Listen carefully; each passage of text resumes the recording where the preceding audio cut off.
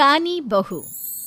किशोरी लाल जी के बेटे राघव की शादी की बात जगह जगह चल रही थी, लेकिन किशोरी लाल जी को कोई लड़की पसंद ही नहीं आती थी।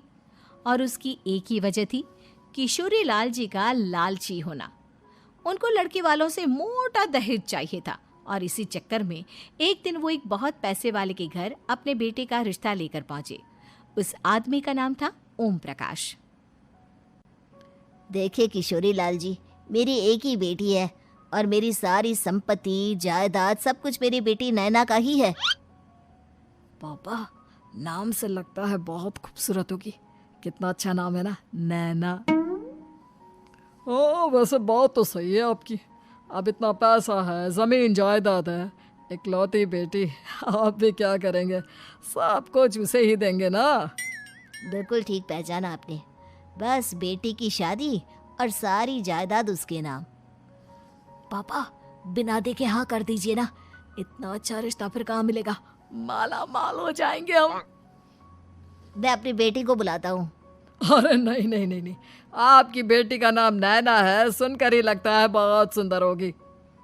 रहने दीजिए अंकल, मैं तो आपकी बेटी के नाम से ही इतना खुश हो गया हूँ कि उसे बिना देखे शादी करने को तैयार हूँ। अब तो मैं उसका चेहरा सीधे शादी के बाद ही देखूंगा। और इस तरह राघव नैना का चेहरा नहीं देखता और उससे शादी कर लेता है।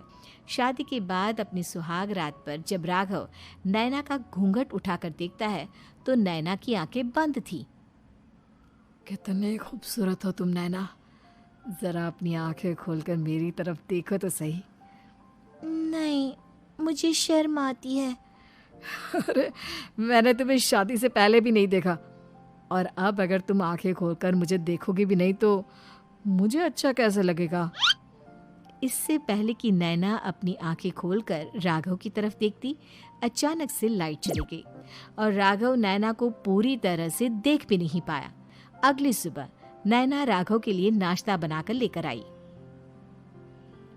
अरे ये क्या, आधा पराठा सेका हुआ है और आधा बिल्कुल कच्चा। ये तुमने क्या किया नैना? बहू, तुमने क्या आधा पराठा तवे से नीचे लटका कर रखा था, जो आधा सिका है और आधा कच्चा? मुझे जितना दिखेगा उतना ही तो सीखूंगी ना पापा जी। जहाँ जहाँ मुझे नजर आ रहा था वहाँ मैंने सीख लिया, जहाँ जहाँ नहीं दिखा वहाँ कच्चा रह गया होगा। इसका क्या मतलब है? ये कैसा मजाक कर रही है तुम? अरे बहू, तुमने इतना लंबा घूंघट क्यों लगाया हुआ है? देखो, हमारे घर में बहुओं को बेटी की तरह रखा जाता है, और फिर तुम तो इतना सारा माल लेकर आई हो। देखो, ये घूंघट डालकर रखने की कोई ज़रूरत नहीं है। हाँ नैना, पापा जी ठीक कह रहे हैं, तुम तो आराम से रहो, अपना ही घर समझो। नैना अचानक से अपना घूंघट उठा लेती है। अरे ये क्या पापा, नैना की तो एक आंख फूटी हुई है। नाम से नैना, लेकिन ये तो कानी बहू निकली। मेरे साथ धोखा हुआ है, धोखा। बिना दिखाए अपनी कानी लड़की मेरे संग ब्याह दी। मुझे कानी भी नहीं चाहिए। मुझे अभी ओम प्रकाश जी से बात करनी पड़ेगी। आखिर उन्होंने मेरे साथ ऐसा किया क्यों? अरे, आप लोगों ने ही तो पापा से कहा था कि आप लोग शादी से पहले मुझे देखना नहीं चाहते। अब मेरे पापा पर क्यों इल्जाम लगा रहे हैं? अरे लेकिन उन्हें बताना तो चाहिए था ना कि तुम कानी हो, एक आंख से तुम्हें दिखाई नहीं देता। किशोरी लाल और राघव नाराज होकर ओम प्रकाश को अपने घर बुलाते हैं। पापा जी, ये आपने क्या किया? शादी से पहले बताया क्यों नहीं कि नैना की आंखों में परेशानी है? अरे, आप ही ने तो लड़की देखने से मना कर दिया था। और लेकिन आप बता तो सकते थे। आपको तो हमारी बेटी की प्रॉपर्टी चाहिए थी, वो भी पूरी की पूरी। अब क्या हुआ अगर उसे आधा दिखाई देता है? प्रॉपर्टी तो आपको पूरी मिल गई ना। अरे ये क्या बात हुई? मेरी शादी प्रॉपर्टी से नहीं, आपकी बेटी से हुई है। अब ये तो पहले सोचना चाहिए था, तब तो मेरी प्रॉपर्टी देखकर तुम्हारी जुबान लप लपा रही थी। लेकिन मैं कानी लड़की को अपनी बीवी बनाकर नहीं रख सकता। पापा, कुछ करिए ना आप। हाँ, करता हूँ। देखिए ओम प्रकाश जी, आप हमारे साथ ऐसा नहीं कर सकते।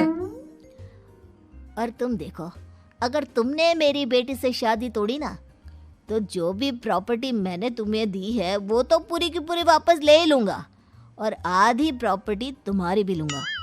अरे मेरी आधी प्रॉपर्टी भला क्यों लेंगे आप?